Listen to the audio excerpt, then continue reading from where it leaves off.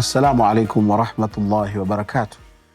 إن الحمد لله نحمده ونستعينه ونستغفره ونعوذ بالله من شرور أنفسنا ومن سيئات أعمالنا. من يهده الله فلا مضل له ومن يضلل فلا هادي له، وأشهد أن لا إله إلا الله وحده لا شريك له، وأشهد أن سيدنا وحبيبنا محمدا عبده ورسوله أرسله بالهدى ودين الحق ليظهره على الدين كله. أما بعد، رب اشرح لي صدري ويسر لي أمري واحلل عقدة من lisani yafqahu qawli.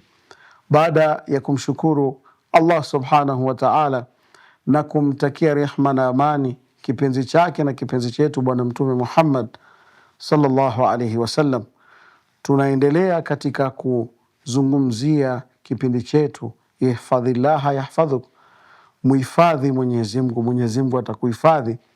Maana yake katika mambo ambayo kwamba unatakana kuipa kipaumbele ni kuhifadhi na kutovuka mipaka ya Allah subhanahu wa ta'ala.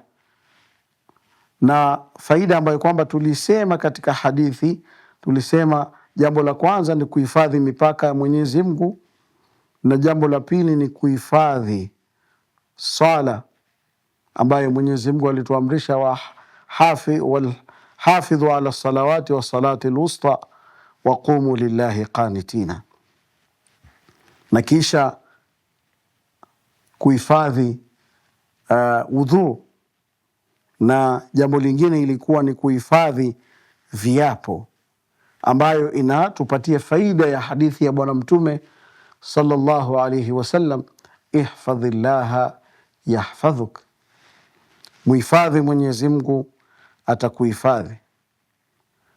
Na wa mimma yu'maru bihifdhihi, na katika mambo ambayo kwamba Mwenyezi Mungu subhanahu wa ta'ala ametuambia tuhifadhi kupitia hadithi ya Bwana Mtume sallallahu alayhi wasallam, ihfadhillah, ni kuwa bihifdhi arras wa ma waa, ni kuhifadhi kichwa na yale yaliyobeba kichwa, vilivyomo kwenye kichwa chako.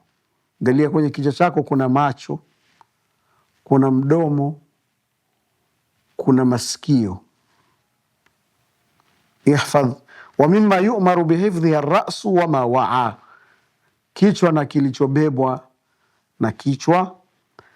Walbatna au walbatnu wa ma hawa, na kuhifadhi tumbo na yaliyomo karibu na tumbo. Wa hadha huwa alistihyau min Allahi haqa alhaya, na hiyo ni kumwonea Mwenyezi Mungu haki ipasavyo kuonewa Mwenyezi Mungu haya. Maana yake ukiwa unamwonea Mwenyezi Mungu haya kwa kuhifadhi hayo, basi utakuwa katika kundi la wale ambao kwamba ihfadhillaha yahfadhuk. Haithu qala an-nabiy sallallahu alayhi wasallam, Mtume sallallahu alayhi wasallam anasema, istahyu min Allahi haqqa alhaya, muoneni Mwenyezi Mungu haya, haki ipasavyo kuonewa Mwenyezi Mungu haya. Qala qulna ya Rasul Allah, masahaba wakasema, ewe mjumbe wa Mwenyezi Mungu, inna nastahi walhamdulillah, sisi tunaona haya na tunamshukuru Mwenyezi Mungu. Qala laysa dhaka, Mtume sallallahu alaihi wasallam akasema, haya ambayo kwamba mnataja sio hiyo. Walakinna alistihyaa min Allahi haqqa alhaya, kumwonea Mwenyezi Mungu haya, haki ipasavyo kuonewa Mwenyezi Mungu, an tahfadha ar-ra'sa wa ma waa, we kuhifadhi kichwa na yale yaliyobebwa na kichwa, yani macho yako, masikio na mdomo wako uhifadhi na kuilinda. Walbatna wa ma hawa, na tumbo na yale yaliyobebwa na tumbo. Na wa hifdhu rasi, na kuhifadhi kichwa, yadkhulu fihi hifdhu sama, kuhifadhi masikio yako, masikio yasisikie yale ambayo Mwenyezi Mungu ameharamisha. masikio yasisikie kusengenya, masikio yasisikie fitna, yasisikie matusi, na hifdhul basar, na kuhifadhi macho, wa hifdhul lisan, na kuhifadhi ulimi, minal muharramat, kutokamana na mambo ya haramu. Hiyo ndo ihfadhillaha yahfadhuk, kumwonea Mwenyezi Mungu haki pasavyo kuonewa. Wa hadhihi aljawarih alinsanu anha mas'ul, na hizi viungo Mwenyezi Mungu atakuuliza kuhusu hizo neema. Qala ta'ala, Mwenyezi Mungu anasema, inna sam'a wal basara wal fuada kullu ulaika kana anhu mas'ula. Mwenyezi Mungu anasema kusikiza, usikizi yani na masikio, wal basar na macho, wal fuada na moyo, kullu ulaika kana anhu mas'ula. Hizi vitu vyote Allah subhanahu wa ta'ala atakuuliza kuhusu neema ya macho, neema ya sikio, neema ya moyo. Je, ulikuwa unatumia katika kuzingatia maneno ya Allah subhanahu wa ta'ala na kuchunga mipaka ya Allah, ama ulikuwa unavuka mipaka ya Allah subhanahu wa ta'ala? Wa hifdhul batni wa ma hawa, na kuhifadhi tumbo na yale ambayo kwamba yamekusanya na tumbo. Yatadhamanu hifdhul qalbi min alfasadi washahawat, ndani yake inaingia kuhifadhi moyo wako kutokamana na ufisadi na matamanio ya nafsi, washubuhat, na zile vitu ambazo kwamba za shubuhat, zile vitu ambazo kwamba watu wajui ni halali au ni haramu, unatumia tu. Unafaa ukae katika mipaka ya Allah subhanahu wa ta'ala. Wa hifdhul batni min alharam, na kuhifadhi tumbo kutokamana na haram. Leo hii watu wanaishi, hata afadhali wanyama wanahurumiana, wanyama wanahuruma. Hatuwezi kusema kuwa watu hawana huruma kama wanyama. Wanyama wanahuruma. Leo hii tulete mfano gani ya kuonyesha watu hawana huruma? Kwa sababu wanyama wanahurumiana. Mnyama anahuruma. Simba hawindi wanyama wote, anachukua kile chake tu basi kuisha. Hawadhulumu wanyama wenzake. Lakini leo hii tumbo zetu zimejaa na dhulma. Dhulma, mali za haramu tunazikula. Riba usiseme, tumezama ndani yake. Dhulma za kimirath tumezama ndani yake. Dhulma za mali za uwizi na ufisadi tumezama ndani yake. Dhulma ya kula vitu vya haram, kama mtu Muislamu anacheza kamari, betting, Waislamu hayo tumezama ndani yake. Hasa hasa vijana, kuna vitu vya haram. Madawa za kulevya tumezama ndani yake, tunaziuza, tunazitumia haram. Hifdhul batni wa mali ya mayatima, watu mayatima wanalia na jina za watu kwa sababu kukula vya haram. Sasa mtu Muislamu mkweli ambaye anamuonea Mwenyezi Mungu haya ya kikweli, analinda na anahifadhi tumbo yake kutokamana na hayo.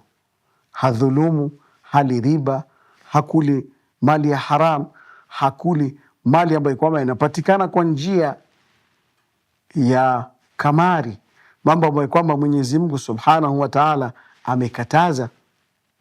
Lakini utampata mtu Muislamu bila haya akwambia maisha ni ngumu, tutafanyaje?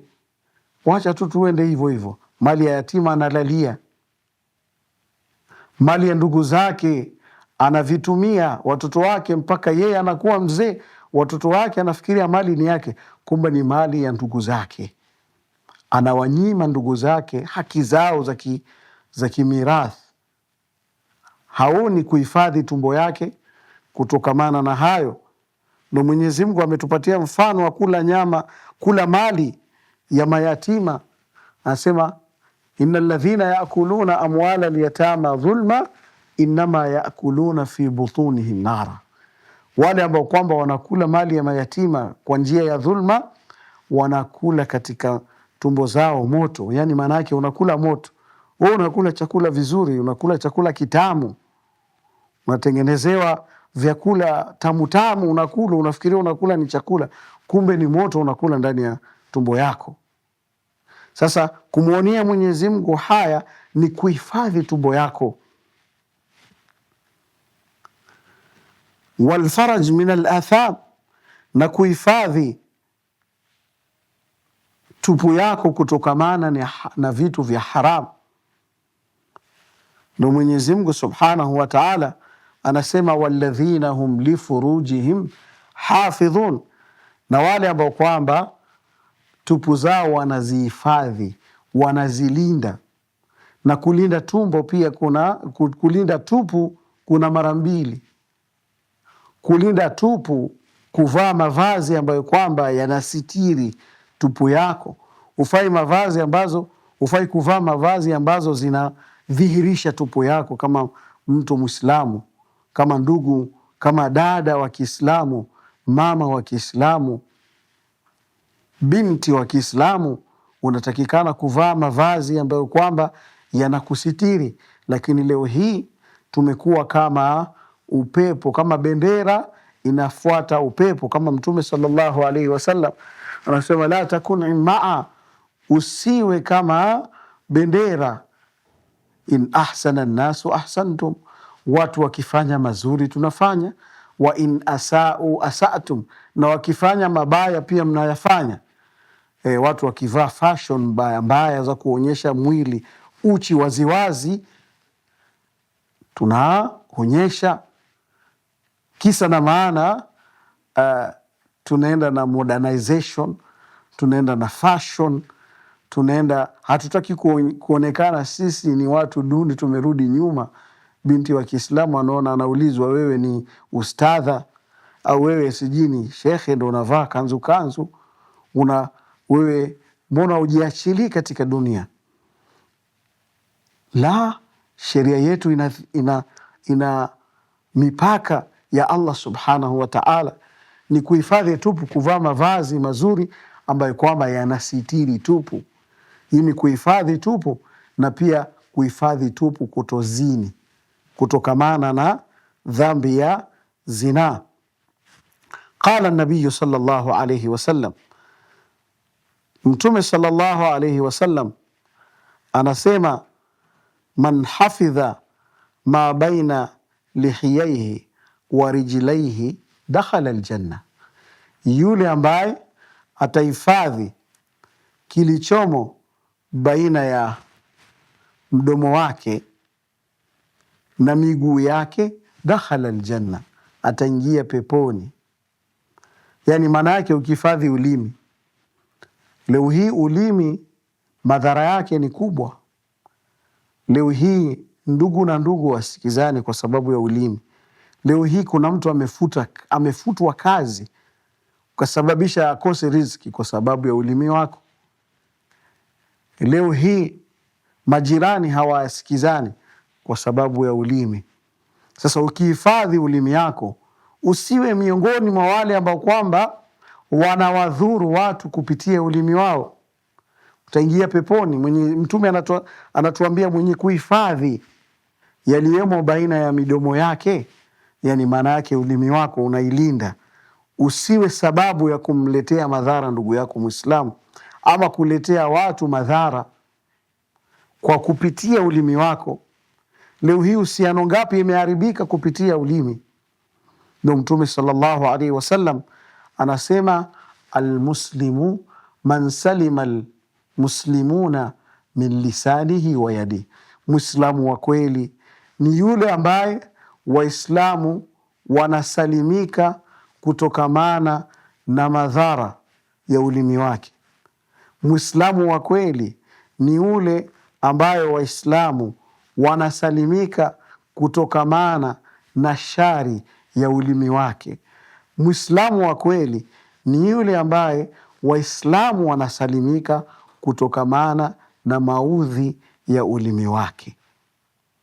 Sasa katika mambo ambayo kwamba unatakana kuyahifadhi ni hiyo ulimi wako na tupu yako.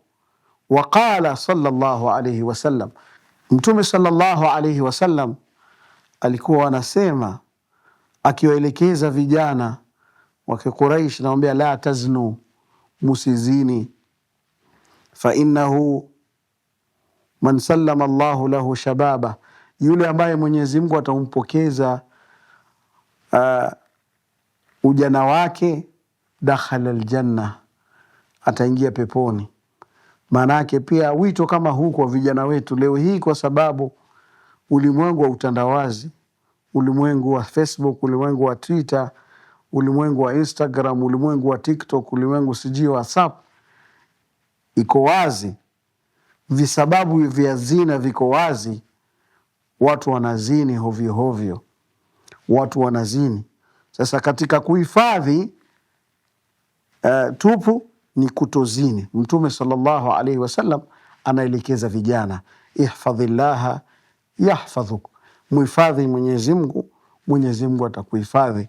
Kwenye vipindi vijayo tutaendelea katika kuzungumzia hii hadithi ya Bwana Mtume sallallahu alaihi wasallam, ihfadhillaha yahfadhuk. Wassalamu alaikum wa rahmatullahi wa barakatuh.